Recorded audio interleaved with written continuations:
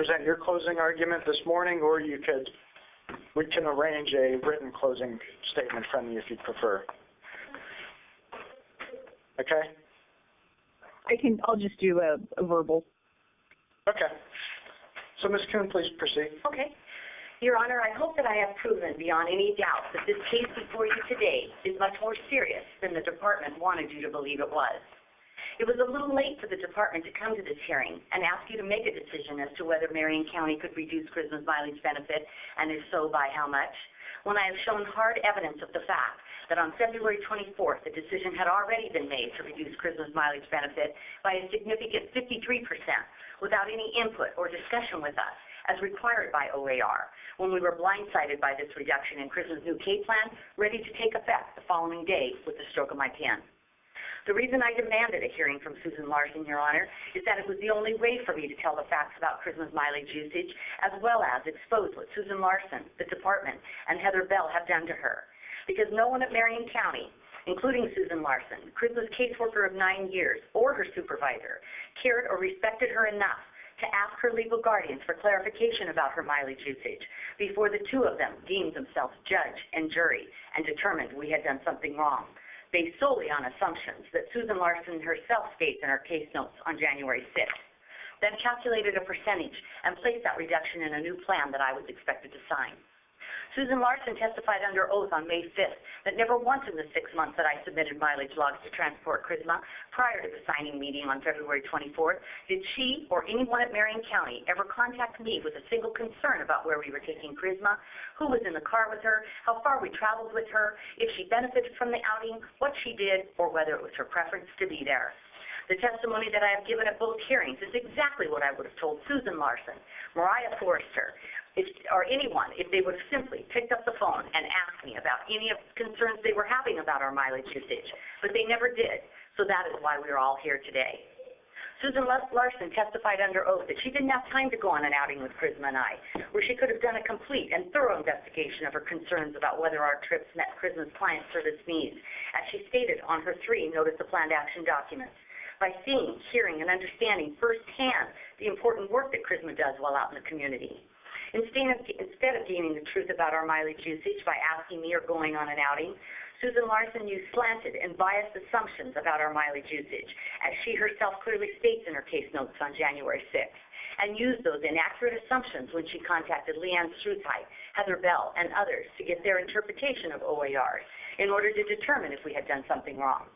None of the department's statements from experts regarding transportation OAR interpretations apply to Charisma, Your Honor, because those experts were denied the full truth about Charisma's level of need, clearly stated ISP goals, and the results of her recent K-plan assessment done in January, which resulted in a new plan worth $100,000, an annual increase of $13,245 from her current ISP, and a monthly increase of over $1,000 for caregiving support for Charisma. Instead of supporting the life reflected on Charisma's mileage logs as the highest quality of life possible for her to live, and the life Charisma prefers to live, as they are required by OAR to do, Susan Larson did the unthinkable, when in her cover letter dated February 27th, she stated that she understood Charisma's preferences and client service needs better than Charisma herself and her legal guardians, whom she never contacted regarding her concerns, which violate a powerful Oregon statute. The only way Susan Larson could reduce Charisma's mileage benefit was to ignore Charisma's preferences and goals and replace them with her own preferences and goals when she created Charisma's new K plan. That's not how it's supposed to work. That's not what the state of Oregon regulates her to do. OARs didn't intend for a county to give a disabled individual a mileage benefit, then after a few months take a whopping 53% away because someone else was riding in the car, or take away miles because the family would have taken soup to a sick aunt anyway, as stated by Ms. Forrester under oath, that Charisma shot for and prepared, or to take away miles because Charisma didn't need to go to the bank to do her own banking, when her current K plan assessment states she needs full assistance with her finances and the transportation to do it. Falsifications and fabrications of what I wrote on my mileage logs by Heather Bell are serious and prove how desperate the department is to do the impossible, make it appear that we had misused Charisma's mileage when nothing could be further from the truth. It's okay for Susan Larson to place utterly false statements in Charisma's new K plan, change the wording from the original document, and refuse to remove them and reinstate Charisma's mileage so I could sign it. It's okay for Susan Larson to tell us that we were logging too many miles to visit family as the first reason she gave us on the 24th, that Charisma's miles had been reduced, violating another powerful Oregon statute. It's okay for Susan Larson to ignore OARs that regulate the age of statements placed in ISPs. It's okay for Susan Larson to resort to using 2 coercion tactics in an attempt to get us to sign the new K plan that contained false statements about Charisma, and that would have also released her from not giving us 10-day prior notice, a very basic administrative function required by OAR. It's okay for Susan Larson to say under oath that she only sent me 2 notice of planned action documents when she actually faxed me 3, all with her name on them. It's okay for Susan Larson to ignore Charisma's 2014 K plan assessment when we're creating her 2014 new K plan, because the data reflected there would actually warrant an increase in the number of miles Marion County should give Charisma each month, not a decrease. It's okay that Susan Larson testified under oath that she met with Charisma's ISP team regarding the decision to reduce her mileage benefit, but when she was absenting the members of Charisma's ISP team, she named Charisma, Gary, and myself, none of whom were ever contacted or included in any of those meetings, discussions, or decisions. It's okay that Susan Larson did not give us the opportunity of contributing to Charisma's new K plan worth more than $100,000 via a formal face-to-face ISP planning meeting as outlined in OARs, where she could have told us then her concerns about our mileage usage. It's okay that Susan Larson testified under oath that it wasn't her responsibility to do a quarterly review and reconciliation of Charisma's mileage benefit that was never done with us as required by OAR, and that she didn't know whose responsibility it was. It's okay for Susan Larson to say under oath that she's had many discussions with our nonverbal daughter over the years when her father and I would give anything to have had a single discussion with her in her entire life. If Susan Larson were able to have discussions with Charisma, then why in the world didn't she at least contact Charisma privately without her father and I present to ask Charisma if we were taking her on community outings against her preferences and client service needs, as she stated in her cover letter and all 3 of her notice of planned action documents? If at any time Susan Larson thought we were taking Charisma on outings against her will, she should have immediately addressed those issues with us, her supervisor, and abuse authorities, as she is a mandatory reporter. Susan Larson did nothing of the kind, Your Honor, because she knew no abuse via taking Charisma on outings against her preference or wishes had ever taken place.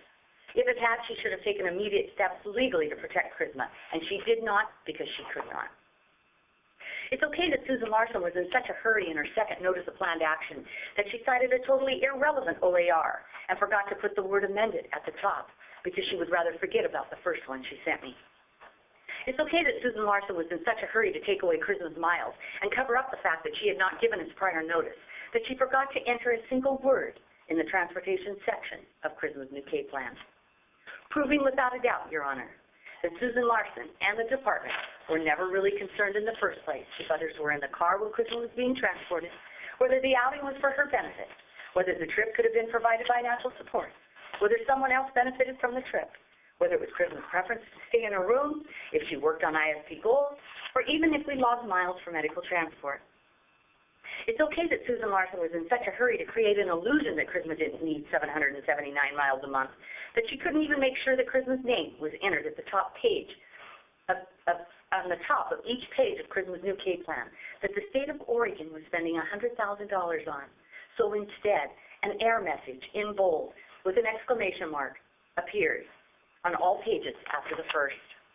It's okay for Susan Larson to say under oath that February 24th was a planning meeting when she actually set the appointment with me as a signing meeting, and the K plan clearly states an effective date for the plan to begin on the following day.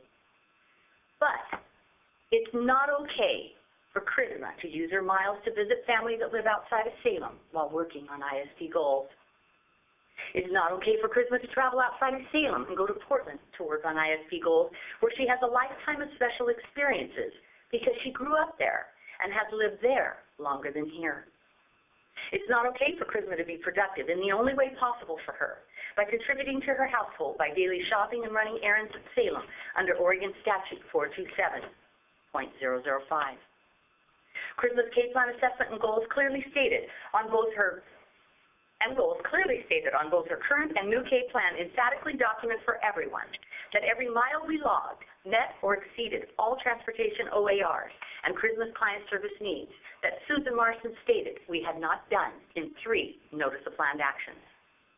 Susan Larson must have thought I was someone other than I am, Your Honor, when on February 24th, I walked away from 2 coercion tactics and false statements about my daughter and left $13,245 in an annual increase in support funds sitting on the table in front of her.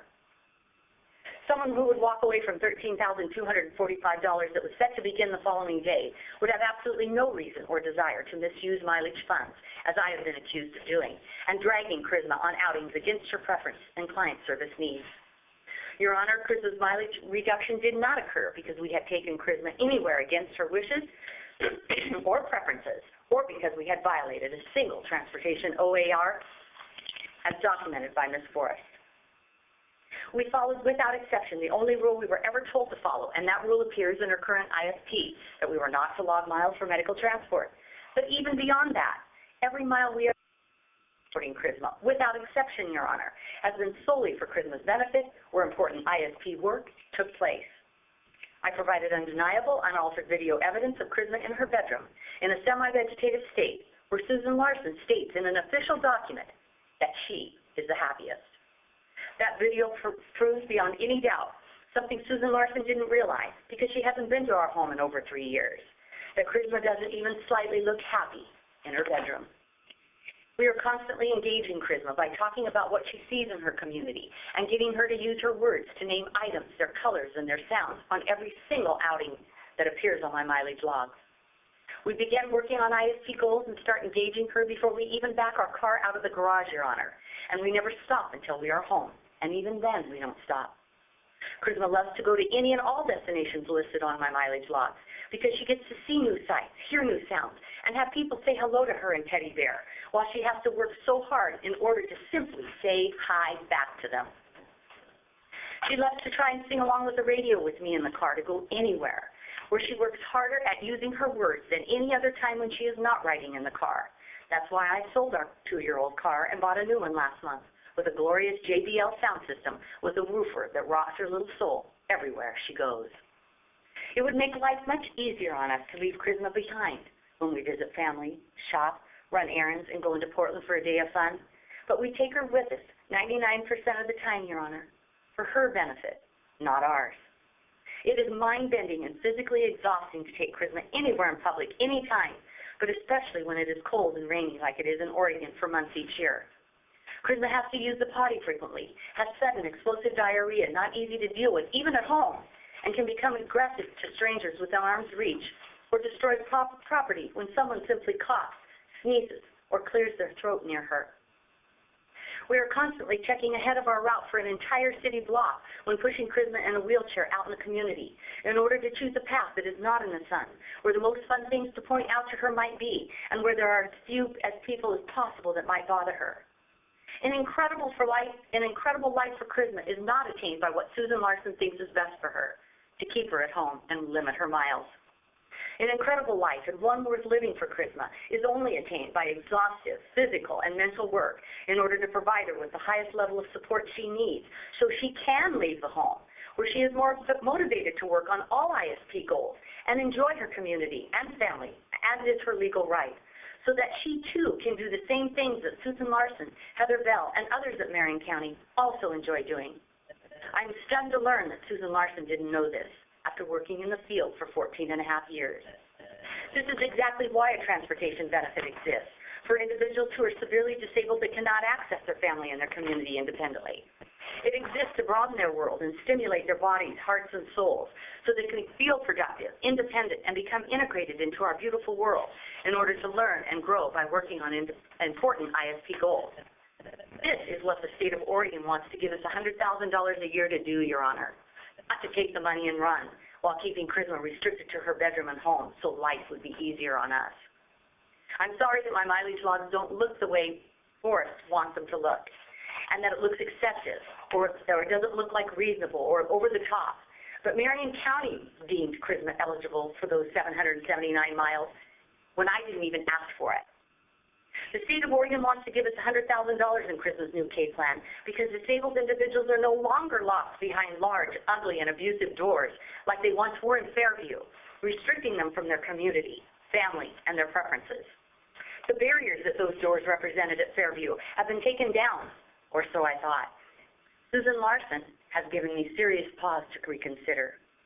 If the state of Oregon stopped giving us $100,000 to care for Charisma today and took our mileage benefit away, we would still take her to all the same places and at the same frequency, because this is the life Charisma lived long before the 3 years ago when the state gave me money to take care of her. I am here today, Your Honor, because as long as I have breath, I will strongly advocate for my daughter's legal right to access her family and her community by using all of the 779 miles a month that Marion County deemed she was entitled to receive, in spite of her caseworker that would rather she stay in her bedroom in a semi-vegetative state. The state of Oregon requires that the powerful goal of productivity appear and be addressed in both Charisma's current and her new case plan, Your Honor, and it is the life reflected on her mileage logs that documents for Heather Bell, Susan Larson, Ms. Forrest, the only way that Charisma can be productive and fulfill that goal by definition, which is by contributing to her household with daily shopping and errand running while working on other ISP goals. Gary and I have only taken 3 vacations alone in 33 years, Your Honor, because we love our life, in spite of what others may think, and don't need frequent breaks to a tropical destination as a distraction. I wouldn't trade places with another woman in the world who is younger, has more money, less wrinkles, or has children that are easier to care for. Every moment in the Kuhn home, we give thanks that Charisma is still with us, and that she chooses to wake up and face another day, trapped in a body that holds her back from so much in life. Charisma doesn't need more restrictions from a caseworker like Susan Larson, Your Honor. She needs more freedom and encouragement to grow, learn, and experience ways to overcome her disabilities, not giving in to them by staying in her bedroom. Every moment in the Kuhn home, Gary and I give thanks for each other too, and the energy, skill, and fortitude to fight ferociously like wolves against anyone who dare attempt in any way to harm or restrict our defenseless daughter. Prior to 3 years ago, we happily provided all of Charisma's natural support, Your Honor, and never received a single penny in compensation. Charisma lived in a foster home for 5 years that I personally created for her with one of her instructional assistants at McNary High School, whom we had known for 11 years. We placed Charisma with its woman for the sole fact that we needed to be able to sleep at night, because Charisma hardly ever does. Even while in foster care, I provided a significant amount of Charisma's home care in my home, as she remained an integral part of our immediate and extended family every single day she was in foster care. We didn't place her in foster care because we didn't want to be bothered with her. I managed all of her medical care, hired respite providers for the foster provider, redecorated her bedroom every 2 years, bought all of her clothing, took her to all of her dental, vision, and medical appointments, gave the foster providers fabulous vacation opportunities and respite, attended all ISP meetings, and had Charisma for all holidays, and was in touch with their foster provider sometimes more than once a day. It was a fabulous arrangement for all of us that the state of Oregon has never seen the likes of. So when I was given 1 hour notice 3 years ago to come and pick Charisma up from her foster home because the foster provider's aging mother needed Charisma's bedroom, Gary and I were recharged and rejuvenated in order to continue to care for her once again and fight for her as we are doing now. My husband's and my income last year, Your Honor, as documented on our 2013 tax return, was $175,000. We have all the money we need and more to leave Charisma at home and pay for someone else to take care of her, so we are not bothered, and our mileage logs will appear differently to Ms. Forrest. We would never dream of disrespecting our daughter by dragging her out in the community against her preferences or client service needs so that Marion County will pay for our gas. A benefit Susan Larson testified that we never even asked for.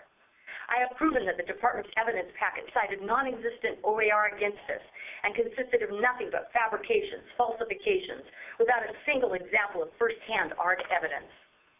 I have proven that the department stated that specific people were in the vehicle with Charisma on certain days when that information does not appear on my mileage log, and it is not true. Heather Bell herself states in her email that the department has no evidence, and it was nothing but hearsay or heresy, whichever. The department has not a scintilla of evidence proving that we have done anything wrong, because we haven't, Your Honor. Therefore, I ask you to not allow them to take a single mile away from Charisma and condone their disrespect of both Charisma and your OARs. OARs exist to prevent rogue caseworkers in the counties they represent from doing exactly what they did to Charisma by ignoring OARs at every turn to accomplish their goal of restricting Charisma from her family and her community for their financial gain.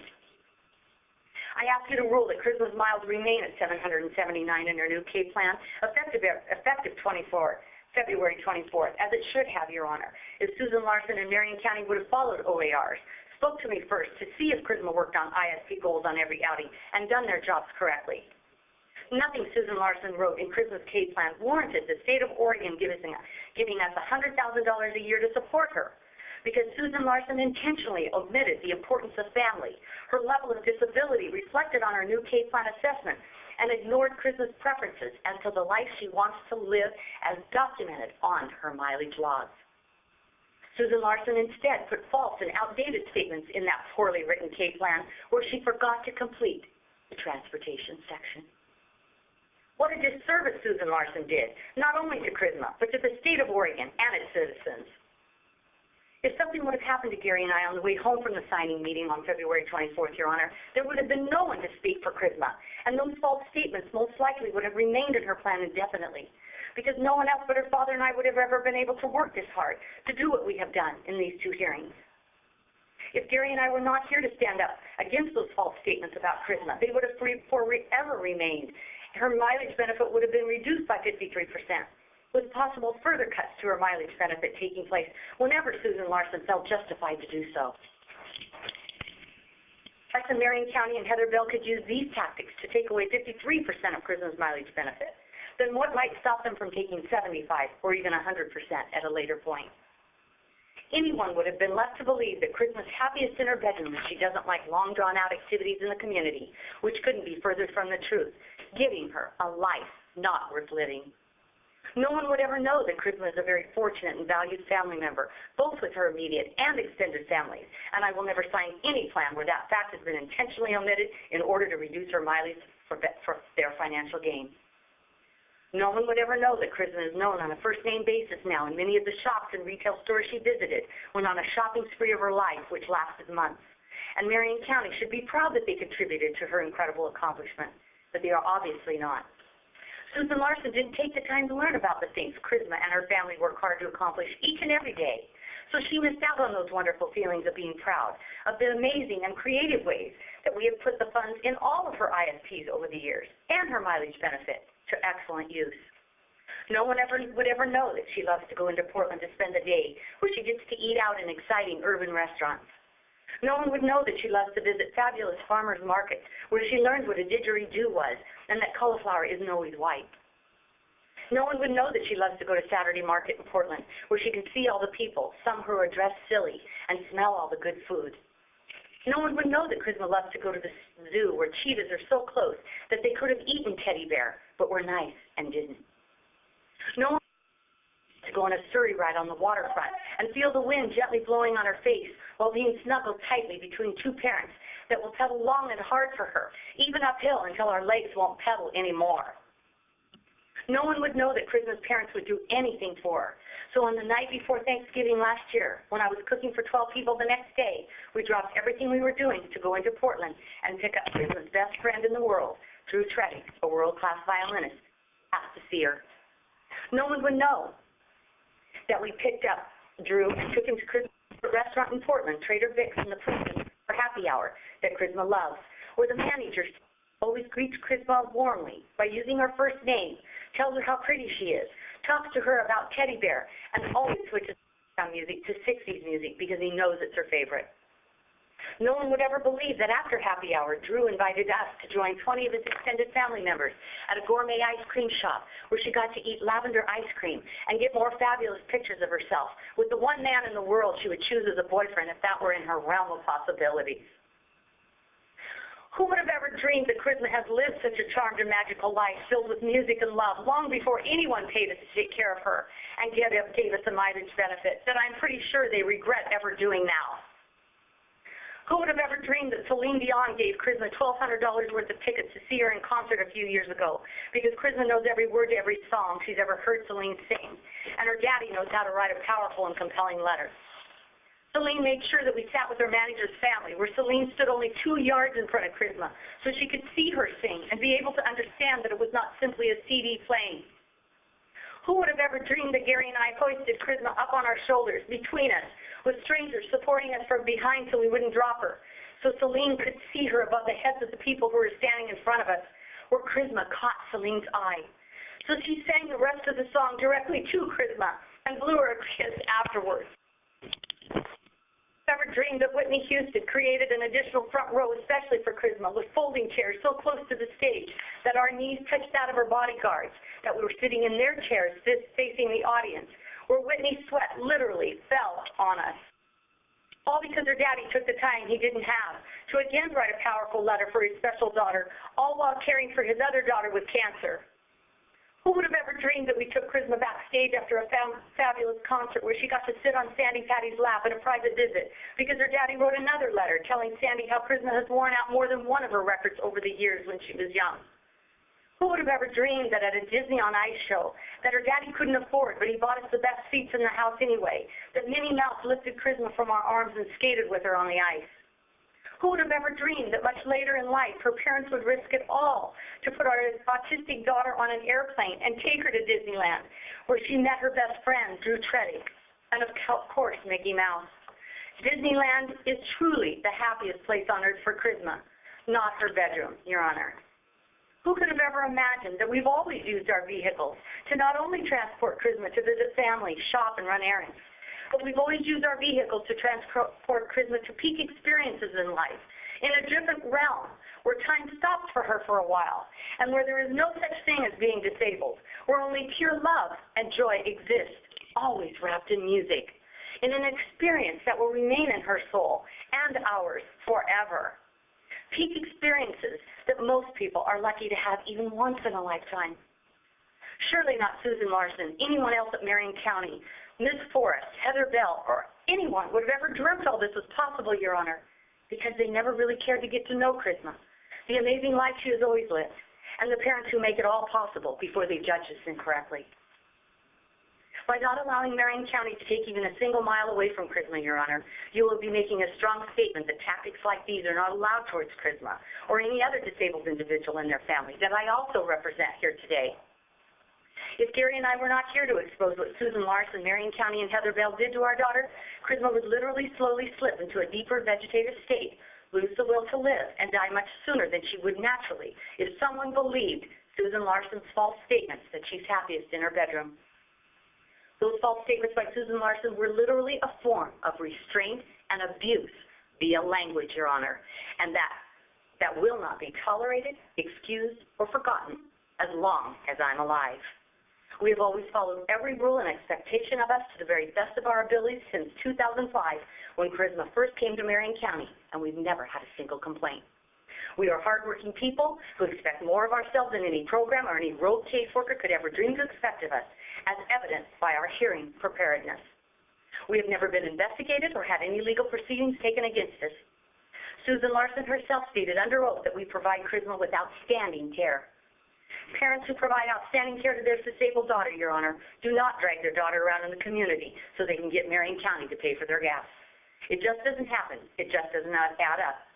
Just like Susan Larson stating in Charisma's K plan that she's happiest in her bedroom and doesn't like long, drawn-out activities in the community, when in the same paragraph she states that Charisma likes concerts and Disneyland.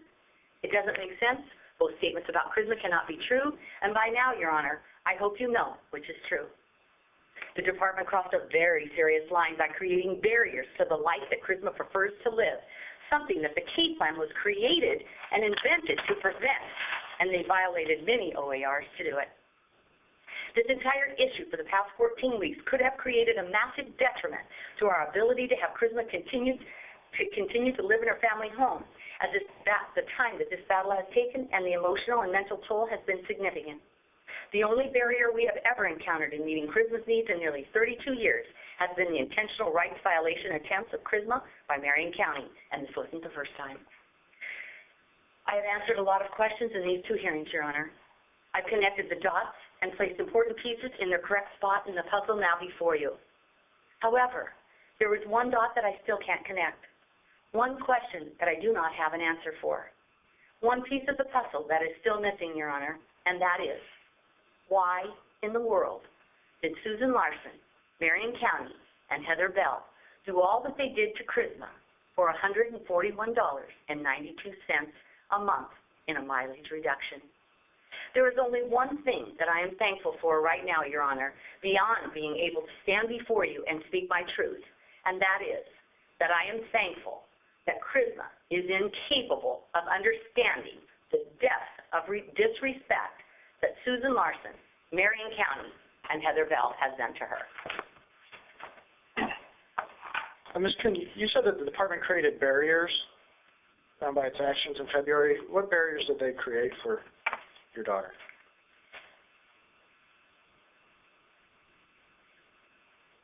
Their stated reasons, the reasons why I demanded the hearing, and that was we were logging too many miles to visit family, that Charisma was happiest in her bedroom, she doesn't like long, drawn-out activities in the community. She was providing, those in essence were forms of restraint via language. And how was it restraining? Because something has happened to Gary and I on our way home from February 24th. Those statements would have forever remained. In her plan, anyone who went to fulfill that plan, any other future guardians, would have assumed those things about her. And they wouldn't have worked so hard. Their mileage logs wouldn't look like mine. And they would look more like what Forrest wants them to look like. They wouldn't work that hard to take her out to the community and to her family. And those were barriers. They were barriers to her preferences as well, which is massive in the state of Oregon. Charisma's preferences, Your Honor, were documented in 6 months of mileage logs. They are her diary now. When Susan Larson saw her mileage logs, her only focus was how to reduce Charisma's mileage benefit. And to do whatever she had to. She wanted to reduce the benefit long before she figured out the ways to do it. And so instead of looking at the mileage benefits of the mileage logs and seeing, wow, that's a girl that really gets to go out and she gets to, because every entry on those mileage logs, Charisma works on ISP goals. She interacts socially with people in her community.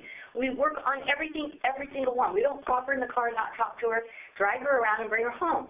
And in regards to those mileage logs, I think I asked you earlier, but I want to make clear, all those activities that are reflected in the mileage logs, would you have performed those activities, or would your daughter perform those activities regardless of the mileage reimbursement?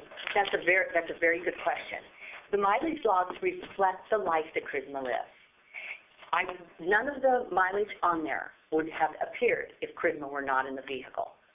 Okay? And so it is my preference to get her as much exposure out of the house where her learning accelerates by 90% the second we jump in the car. So I take her to those outings. So she goes on those outings. That is her preference to be there. She's happiest there. She's working. She's talking. It's very I understand. I'm not asking if that was her preference. I'm just asking, do you perform these activities regardless? Did you perform the activities before the mileage was awarded? I had to run errands. I ran errands, yes. She's always lived this life. She's always lived this life. This is nothing new. We didn't use those miles. We didn't ask for the miles. So we were given 779 miles above and beyond any natural supports that we give. And so, Your Honor, the reasons we were told they were reduced is the important facts before you today. And that is that we were logging too many miles to visit family. She's happiest in her bedroom, doesn't like long, drawn-out activities, and that we were logging miles that were whatever it states on her notice of planned actions. Those are the reasons. What Heather Bell had Forrest talk about doesn't appear in any plan. It was never given as any guidelines. Was it your understanding that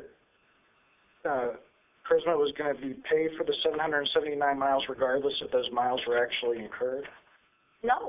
Okay. No. That was just the maximum amount? That's the maximum that we could do. And I pointed out in my testimony this morning, if you look at my mileage logs, there's 2 in there where we only logged 500 and some odd miles. Yeah. All right. And so, yeah, we don't log miles when Chrissy's not with it, and we don't log, we don't try to figure out a way. The mileage logs that show 779, we actually commuted with Chrissy much further than that. But that was the maximum, that's what I showed. And so, yes, we're honest about all of that. Okay, thank you. But my complaint is that the reasons they gave us to reduce those miles, they had to break OARs to do that. So, Ms. Bell, I'd like to ask Ms. Larson a couple questions before, I have the opportunity, if that's okay. Yes, Your Honor. Ms. Larson, Yes. were you aware that the transportation services were going to be provided by the client's parents when the mileage amount was arrived at? No, not necessarily. When Christmas started in home comp and started living back at home with the family, she had staff other than her parents, and they were primarily staff other than her parents. And then Renee started stepping in more and doing more hours. And so when they started using mileage, it could have gone either way. It could have been parents or it could have been the other hired staff. Okay, and when you found that, okay, so when you found that perhaps the mileage reflected in the logs weren't, the client wasn't eligible for those miles, what was the purpose of reducing the maximum number of mileage available as opposed to just denying the miles which shouldn't have been claimed? Well, what happened was we sat down and we looked at things that, because we do a complete record review when we write these plans, and in reviewing the record and the experiences I've had, both personally with the family and with the other providers, discussions I've had, we tried to come to a number that seemed to include things that history indicated were relevant and important to charisma, and rather than having no hours no mileage, and still knowing that it could be family or it could be paid providers, we wanted to keep some things in there that we thought were relevant.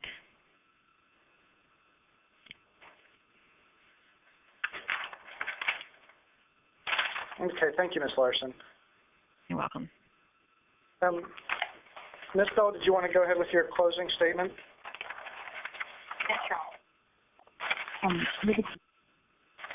The department set notice to the claimant allowing 10 days for proper notice. We cited the rules and the reasons for the actions.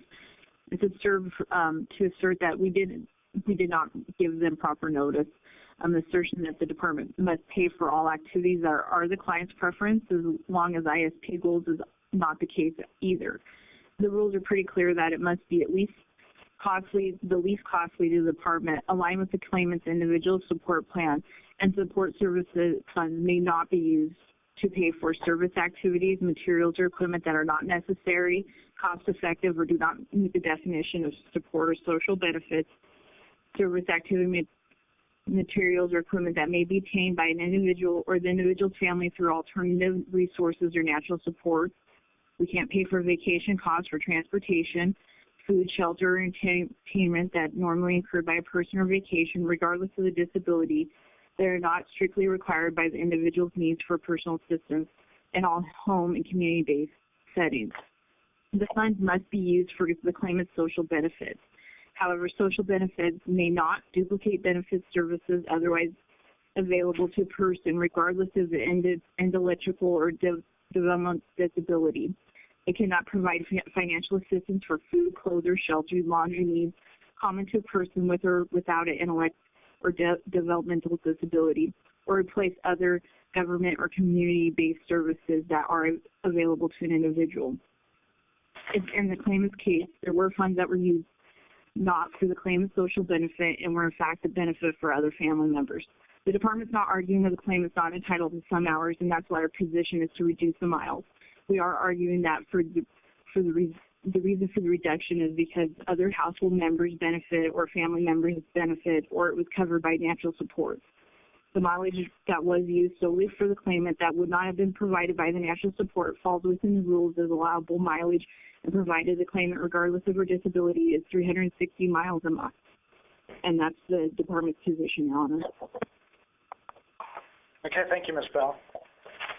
That's going to bring our record to a close this morning. The record is now 10:54 a.m. And before we conclude, Ms. Bell, is there anything else that we should address? No, Your Honor. Ms. Kuhn? Just that the only point that I want to state, Your Honor, is that someone has to be in the vehicle with Charisma and accompany her to any outing. Anyone can say that about any outing that the other person benefited because she can't drive and she can't go anywhere alone. Okay. Okay, I would like to thank everyone for calling in and participating this morning. The record is now closed. I will be issuing an order in the coming weeks. Thank you again and have a nice day.